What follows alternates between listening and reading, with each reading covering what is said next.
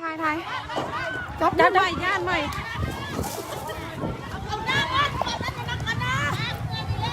น้ำเพื่อนที่บ่มีอ่ะ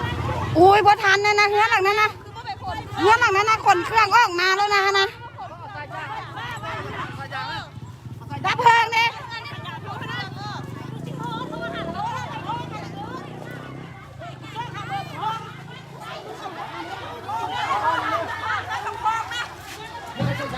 ก็ขนเครื่องให้แล้วมันลามแล้วนี่นะ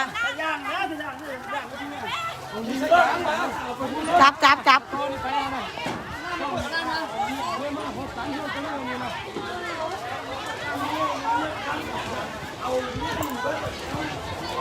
โอ้คนหนาเตะมันมีใช่ยางใครยุ่งใช่ยาง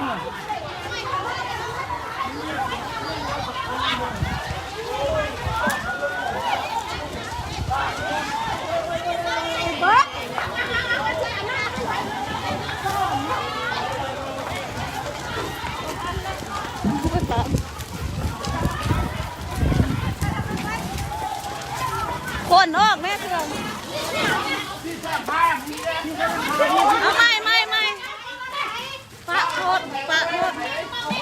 รถไทยรถไทยออกคนเครื่องแม่เอาออกมาใจเลยนั่นพ่อกันนะ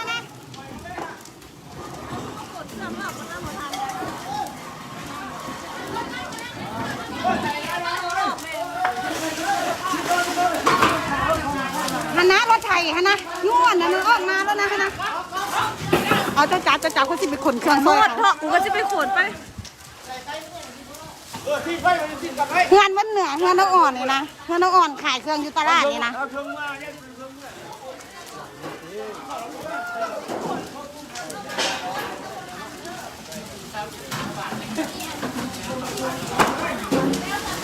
อยู่บรรเทาเด้อวุ้ชนซันตอกนะออกมาแล้วนะตอกนะอันนี้ก็แกออกจ้าอันนี้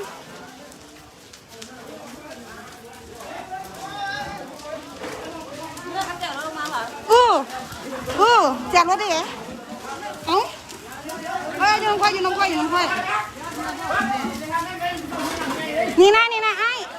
เจ้าอันนี้ดึงอันนี้นะออกมามันเลือกโผล่ดอกไม้นะ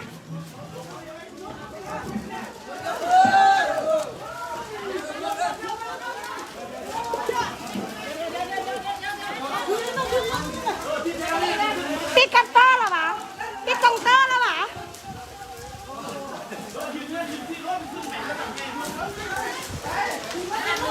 ปิดกังเตอร์แล้ววะไฟนะอายุใส่ปิดไหมเปิดน้ำได้ไหมแม่เปิดน้ำเปิดใส่แล้วนะนี่นะเปิดน้ำเปิดได้คันปิดกังเตอร์เปิดน้ำบ่ได้ไหนมันใกล้สายไฟตัวนั้นนะอุ้ยนกจะแม่นเบิดเลยนะนี่นะไม่อยู่บรรเทาเด้ออยู่มันเหนือ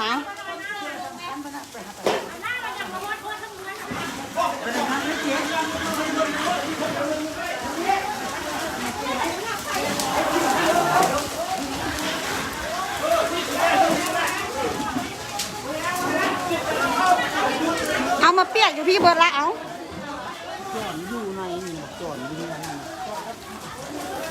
อุ้ยเบิดเลยเนาะอุ้ยเนาะตกใจนำเดียเฮือนเด้ออ่อนเนี่ยนะแล้วขายเครื่องอยู่ตลาดนะก็อ่อนตุ้ยเดี๋ยวนะ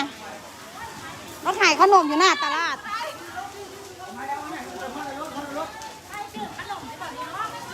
ร้านเต็มเป็นไฟเอี่ยงบ่มีไผ่ยุเฮือนเลยวะทำไมเราไปขายเครื่องวะเครื่องนี้นะไฟฟ้าเด้อทะเลจังมาบ้าข้าเจ้าปิดอยู่บ้าไฟบ้านเราต้องจอดนะ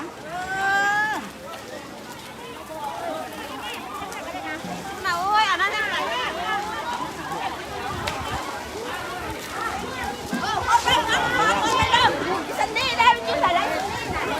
ขั้นทอดแต่นั้นมันการนั้นโบได้แหละน้ำน่ะยืนเพื่อนไม่ช่วยกันเอาน้ำจะชอบเพื่อนน้ำเลย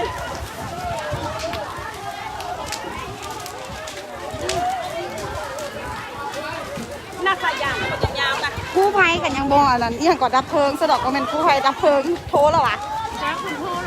ทันแหลกคือนานมาเธอผู้เบิดแล้วนะนี่นะอย่าไฟเด้อทางนี้นี่แหละขั้นแม่มาเสียนั่นกะเห็นบอลจ่ามันแห้งใกล้อันนี้นี่นะจังว่าจังเรียนจังไหนเลยบี้กับบุ้งฮู้ว่าจังแมนลัดบุ้งจอนบอกหรือว่าจังไหนบ่มีใครอยู่เฮือนที่ว่า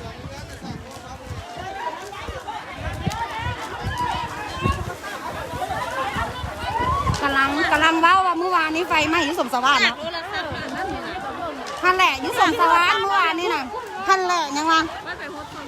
ไปละแม่ไปละแม่ไปโฮสละแม่อุ้ยลมมันมาทางนี้ไหนลมได้น่ะลมมาได้เนี่ยเจ้าของเงินไปวัดธาตุโพนเลยเจ้าของเงินไปเที่ยวอุ้ยคือวางสั้นนี่นะ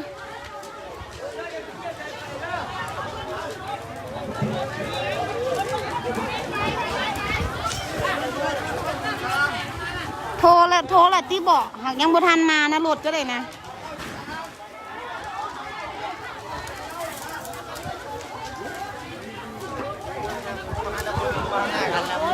เบิดแล้วนะ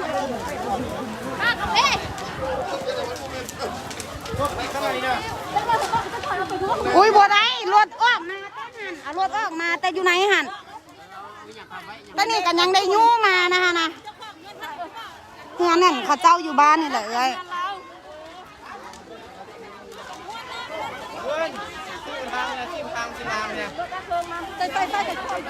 เชื่อมาวันยังอย่างแล้วมันยังแล้วอยู่เรียนเนี่ยทำงานนี่เห็นบ่พยายามไม่ให้พวกมันร้านเสร็จนั่นแหละกันมีแต่ว่าบ่ให้ลามาเฮือนหลังนี้ตั้งในหันกันยังรถจักรกับรถตอกกันยังจอดไว้ตรงข้างอ่ะหันแหละยังวางสายไฟอยู่นี่แห้งใกล้กันบักอันนั้นมันดูเงินมันอยู่จังไหนจังแหละจังมาอยู่จังไหนบักอันนั้นเงินว่าอยู่งานผู้เดียวหันเราเสื้อสีเหลืองอยู่งานผู้เดียวมันบ่จังว่านี่แหละงานนี่นะอันแพนอันนี้นี่นะก็หาใส่ใหม่ๆนี่นะ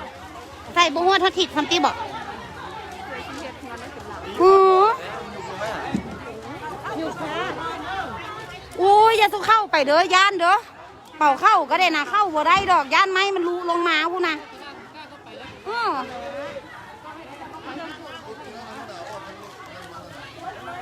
ไม่อยู่บรรเทาเด้องานอ่อน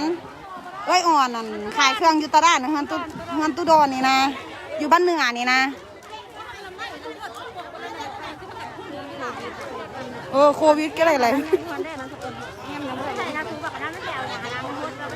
อุ้ยเข้าไปอย่างฮานาแต่บางไม่มาซื้อนั่นลงฮะนะ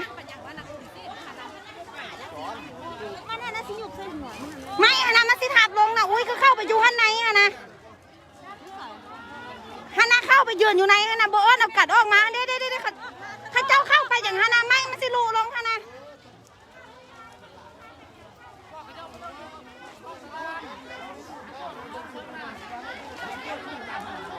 อู้ก็จนสั่น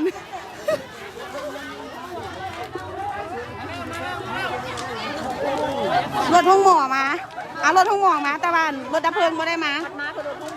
หันแล้วจังหวะรถดับเพลิงไม่ได้มาเจ๊ก็แจ๋เด้ไปไหมเดี๋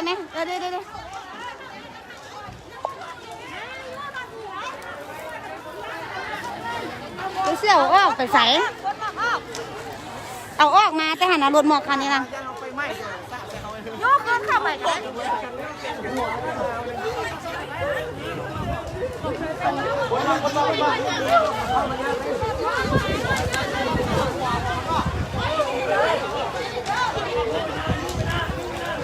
ได้ยินว่าเจ้าของเงินก็ไปทาดโพนเบิร์ดละซ้ำยังแต่ลูกชายน้อยผู้หนึ่งบ่น้อยดอกกับใหญ่เติบอยู่โอ้ยเนาะถังน้ำก้อนไม่เลยบ่ยางอย่างแหละนั่นแหละ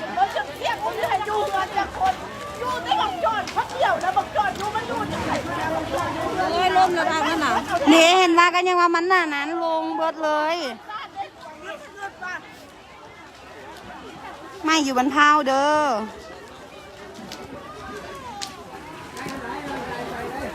พวกแม่เนี่ยไล่ไว้ให้เงินโดนเราเบิ่งอยู่แล้วแหกไปอยู่เลยเนี่ย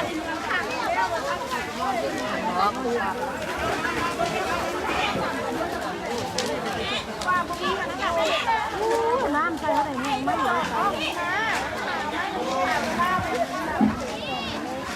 ตื้มหวยเขาก็อยู่ในขนาดนั้นตื้มหวยเขาก็อยู่เทิงขนาดนั้น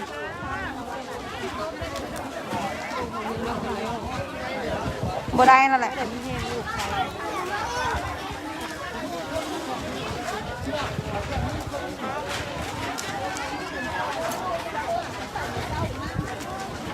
มาโบโฮดอกกำนี่นานยานกำนี้หนีมันแห่งไกลน่ะนี่นะมานี่เนี่ยแต่ว่าเขาเจ้าหูดน้ำใส่นี่ก็คือซีบ่อนั้นอยู่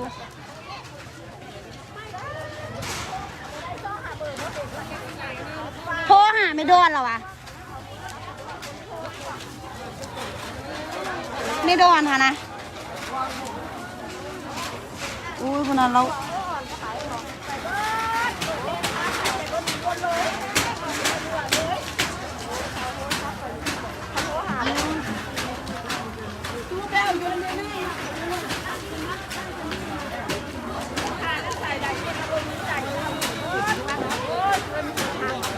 เจ้าของเฮือนนั่นไปนั่นปนางไปท่าโพนว่าซ้ำแล้วอยู่เฮือนนั่นมีลูกชายเราผู้หนึ่งนะ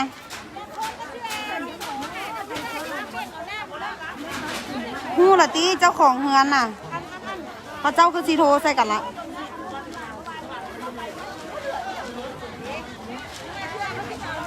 เด่นอยู่เฮือนมีแต่ผู้เสื้อสีเหลืองไร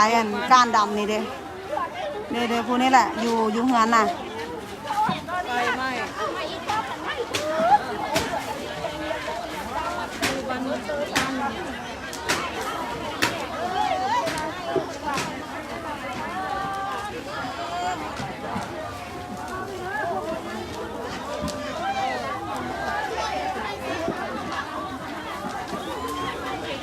ยังบ่ฮู้เด้อสาเหตุว่าเป็นอย่างจึงไม่ฮะนะจักซีเมนรัดวงจรบ่เลยว่าจักซีเมนอย่างยังบ่ฮู้เด้อยังมนยังบ่ทันดับปานนี้คนบักละลายพุ่นน่ะตกใจเว้ยม้านดันไข่ตู่ออกมาซั่นมืดคืออยู่ก็เลยว่าแล่นมาขี่รถมาเบิ่ง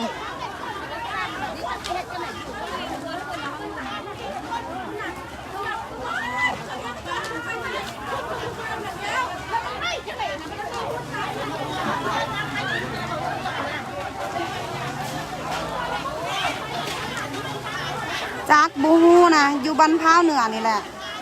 อ้าวอุ้ยเดี๋ยวเขาเจ้าไปเอาเข้าดิ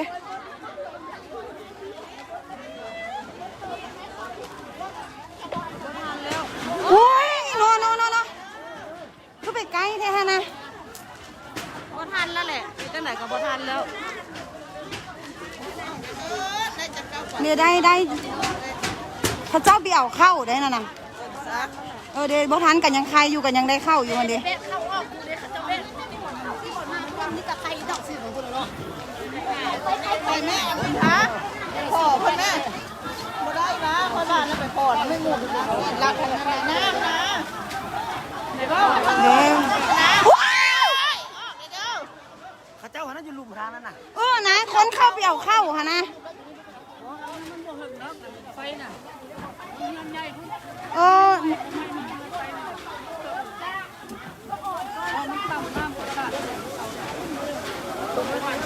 โอ้ยโลบละ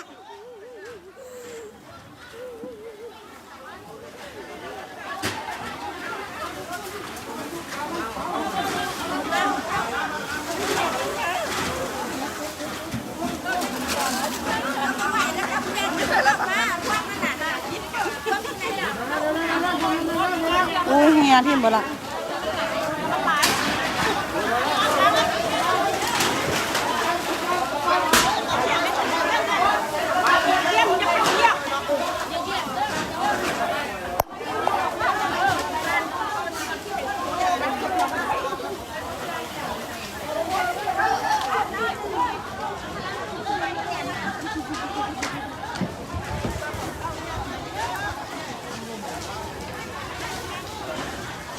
ห่วย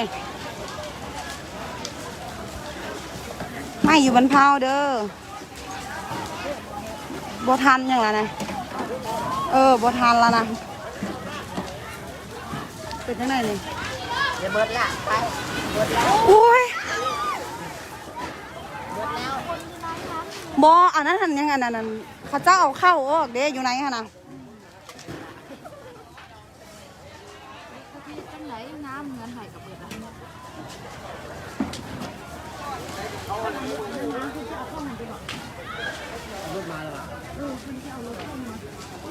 รถดับเพลิงเหรอ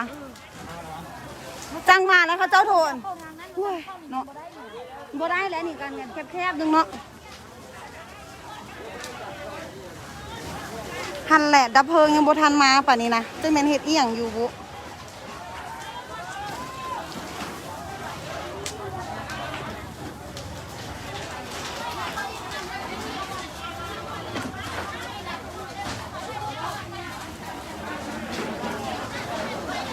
หันแหละยังมาเบิดเลยยังวะหันนี้เขาเจ้ากำลังขนเอาเข้าออกจากได้เข้าจากเป่าบุแลฮะนะ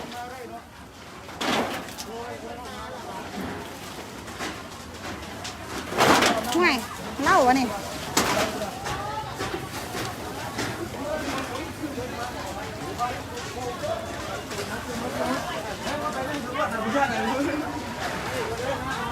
คุณนะเขาเจ้าอันกำลังเอาเข้าออก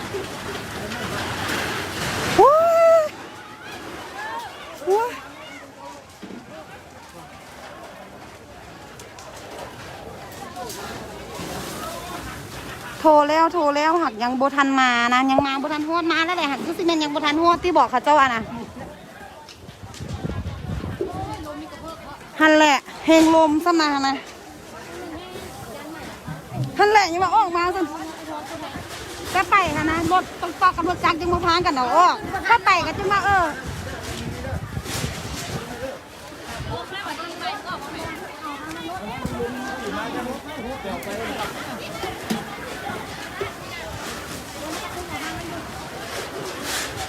โอ้ยเนาะ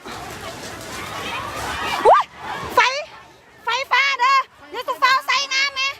มวยก็มวยดับกุ้งเต้ไหมเราเห็นข้าเจ้าแห่งเปียกน้ำนะยูฮานานดับกุ้งเต้แล้วนะระวังมันซีซอดฮะนะโอ้ยเอาปุ๊บปุ๊บยังไงเอาน้ำหดเนาะทันแหละจังมางากุ้งเต้ลงคนแห่งมีตะพูเปียกอยู่ฮะนะอันอยู่เฮือนนั่นเขาเจ้าอยู่บ้านนั่นอยู่บ้านนี่แหละพ่อลุงเมื่อกี้นี่ก็ไฟอันอุ้ยย่ามันไม่ได้เอาแบบเงินอมข้างเนาะอมข้างนั่นแหละกันได้เงินข้างเนาะข้างแล้วหมดก็ได้มันมีอย่างนั้นแหละมารถนะครับอยู่บันเทาเด้อบันเทา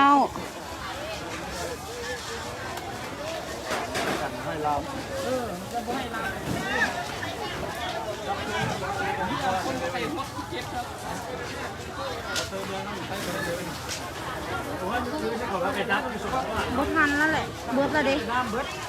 ประสานนะประสานไอ้ตาบอลไปแล้วเว้ยเดี๋ยวมากัดระวังนี่นะไอ้อันนั้นนะยับออกมาเนี่ยย่ามันง่วยลงมาทางนี้ค่ะนะยับออกมาเนี่ย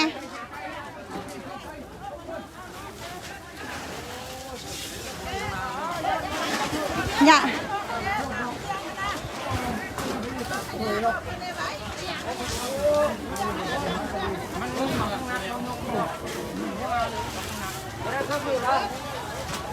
อยู่บนพาวเด้ออยู่บนพาว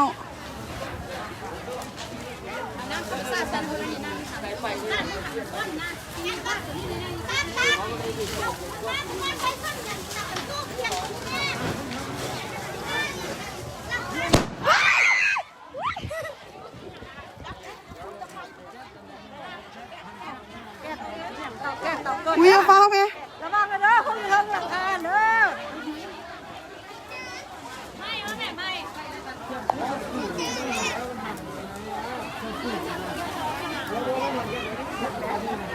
แป๊บหนึ่ง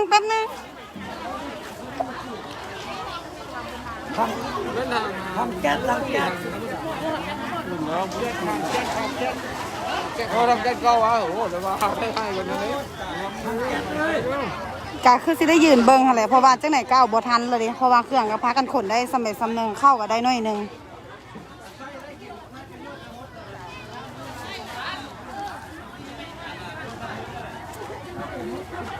แต่ว่าเขาเจ้าก็พากันซวยกันอยู่เปียวน้ำม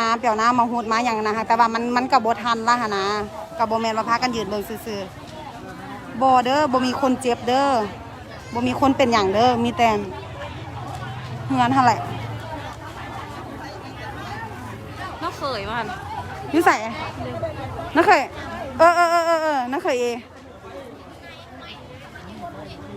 อู้เมื่อกี้นี่นะตกใจเอาแท้ว่ะโอ้ยสิเข้าไปอย่างน้องเคยเอ้ยเด้ผู้ภัยมาดับเพลิงมาแล้ว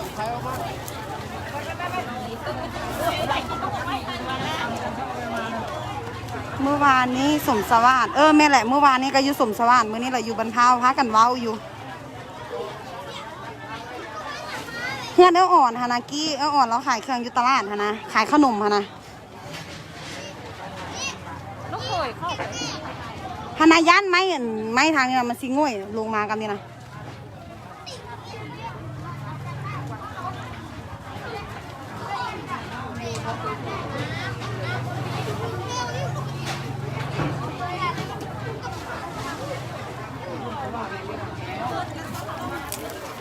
โอ้เจ้าของนี่จะเป็นห่อใส่แล้วเนาะ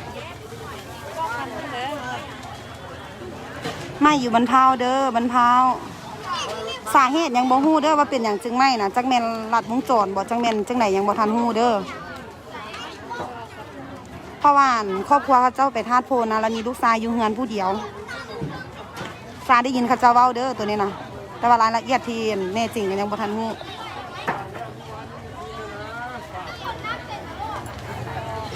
แม่นแหละไม่ลังเดียว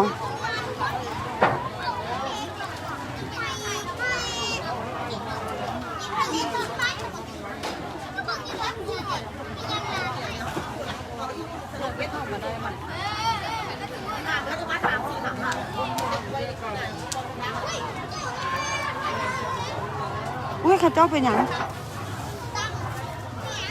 โอ้ยคนมามันพุ่มหมดแล้วคนมาพุ่มหมดแล้วนะไม่ได้เข้าไม่ได้โอ้เดรถบ่แม่นแล้วเนาะรถกู้ภัยโอ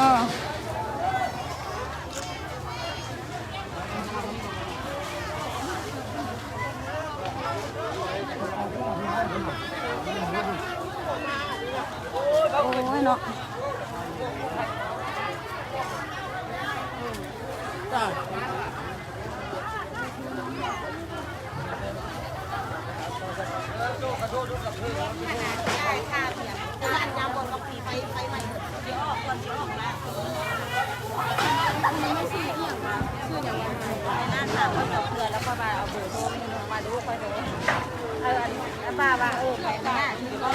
เมื่อวานนี้มาถาม โอ้ยังไงบ้านนะเขาจ่ายเลยคนที่ออกมาเขาโจกเงินให้มีมุดใบเท้าเขาบริสุทธิ์ข้าเจ้าไม้ออกมาคือผู้เปียกว่ามาซอยข้าเจ้านะไปดึงมาซอยเพิ่นละแม่ไม้ฮะนะยืนเบิ่งอยู่ไว้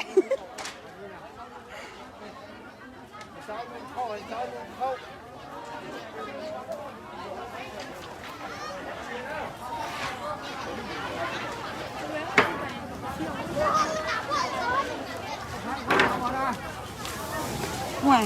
จับน็อตไปทีห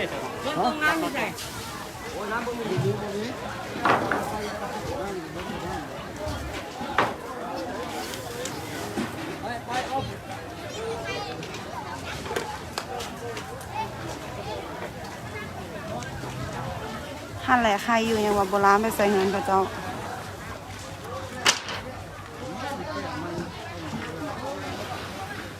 แม่ละจุ่มอยู่บนเผาเหนือ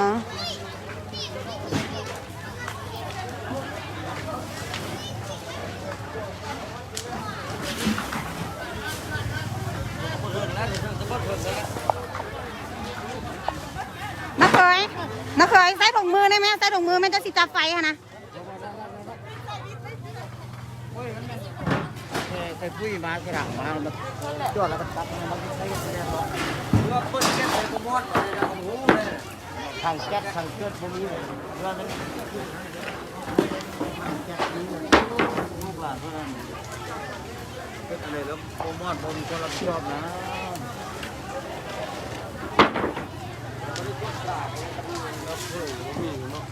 เฮ้ยเจ้าของว่าจะ เสื้อดับเพลิงมามันกะยังไงล่ะ ทำงานแรกมาทางน้ำก้อนทางให้เราแก้สรุปแม่เนี่ยผมมีก้อน บเจ้าของเงินไปทาดโพนเขาเจ้าว่าอย่างไปทาดโพนเบอร์สุคนยังแต่จอดอยู่เงินผู้เดียวว่าสั่น รอเจ้าคิดแต่นั่นเจ้าคือนอนที่โอ้ฮะโอ้มักไป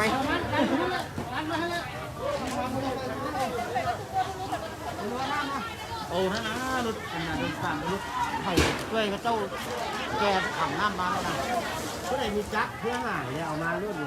ใส่ใส่ฟุ้งเอาแต่ใส่ฟุ้ยแค่ทางอันนั้นป้อนได้นะเอาน้ำใจมาแล้วมันยืนแช่ใส่แช่มานะ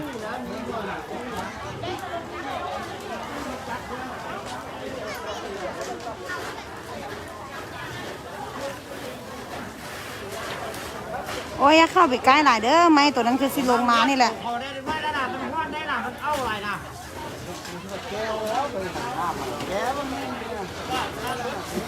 บรรเทาเด้อบรรเทา ครับระวังน้ำมันยึดรอบ หันแหละไหมฮะนะมันคือเสียนนะนั่นง่วยลงมากันเนี่ยนะ ตีฟ้าวันมันจะพาคนอะไรแล้วคนนั้นเข้าด้วยเข้ากันได้นะไม่เลยโอ้ยไม่ลงมาเดียว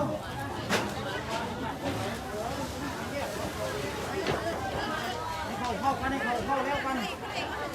อุ้ยไอ้นี่เกิบกับโบใส่เว้ยพูดดีดี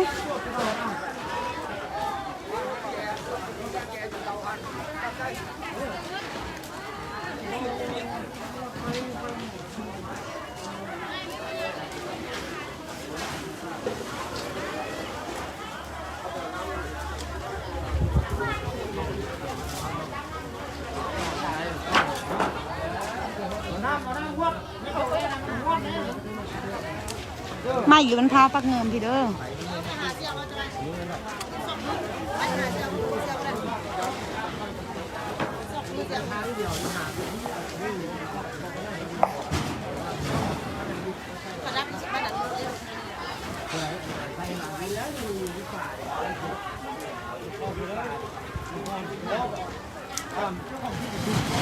อุ้ยนั่นแหละ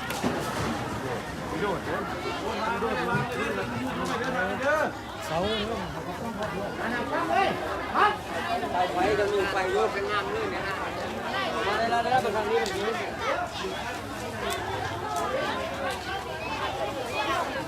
แม่นแหละลูกชายเราอยู่เฮือนปลอดภัยอยู่เพราะว่าเราก็หดน้ำอยู่ตัวนี้เห็นสายไฟอันตัวนั้นแลนใส่เฮือนนี่แหละ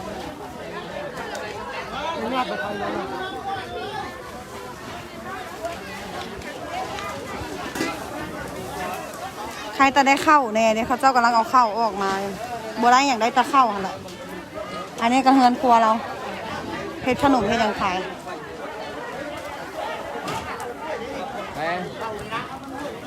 เจ้าอย่าซื้อไปอยู่ใกล้นี่ล่ะย่านไฟมาย่านมันเงินง่วยลงไม่มันสิง่วยมาทางนี้น่ะ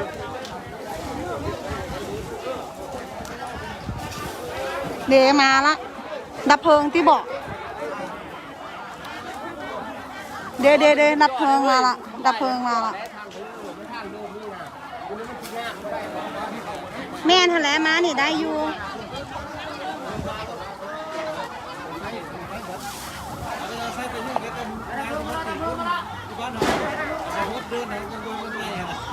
นั่นแหละทำไปเรื่อยๆเลยเข้าทุกวันเลยเข้าทุกวันเลย ดับเพลิงมาทางนี้บนยังละไม่อยู่บนเผาเด้อบนเผาปักเงิม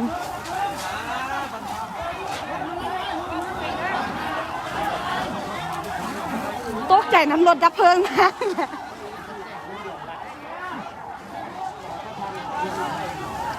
เดี๋ยวโดนต่อหน้ามันเป็นธรรมดา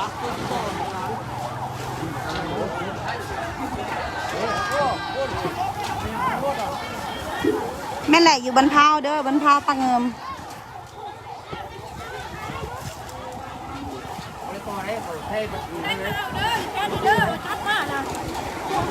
อุ้ยอุ้ยอุ้ยอุ้ย ไปอยู่กันไว้ไปดูงานไม่ไกลไปเขามาปวดออกกัน เดี๋ยวเขาเจ้าดับละรถดับเพลิงมาละ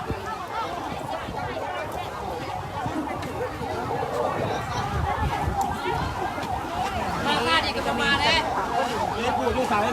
เดี๋ยว หมดแล้วเจ้าละใครละใคร เดี๋ยวลูกชายมา ใครแล้ว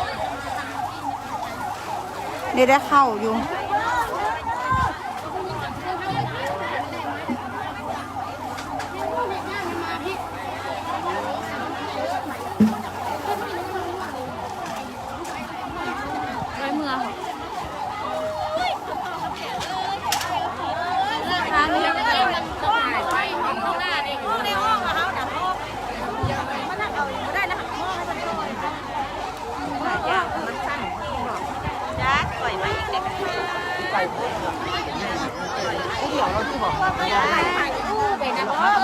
เดี๋ยวดำละ บ่อยยังมาโมเด็กกระบอกนั่นก็ได้ทงไก่เอาแล้วว่ามามันก็ไก่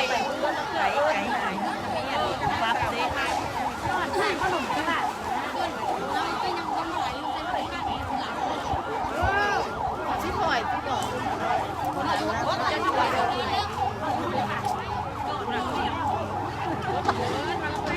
น้ำกันละ เอาหาแต่มาหน้าเบิดละวะซะ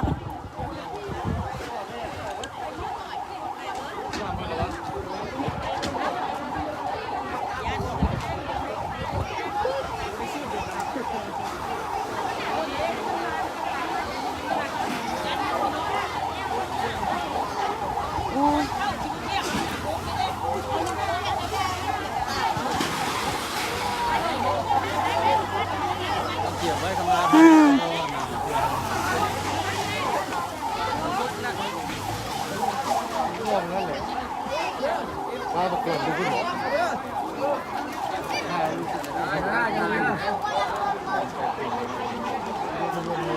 โอ้บ่ไหวเด้ออุ้ยดี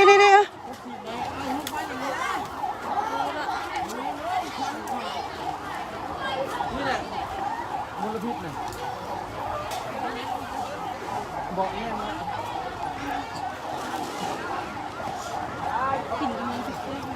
กำลังกินดาแซ่บเสียขออนุญาตปิดไลฟ์สดเด้อเพราะว่าเขาเจ้ากับดับบนรถไฟน่ะ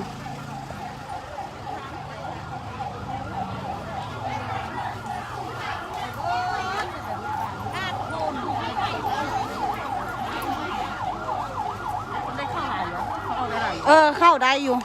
เอาเข้าออกได้อยู่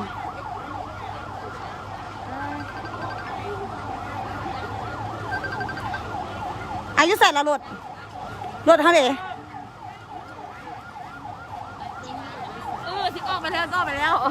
ไปเมื่อรถเท่าไหร่เอาบัดว่าซะได้แบบนี้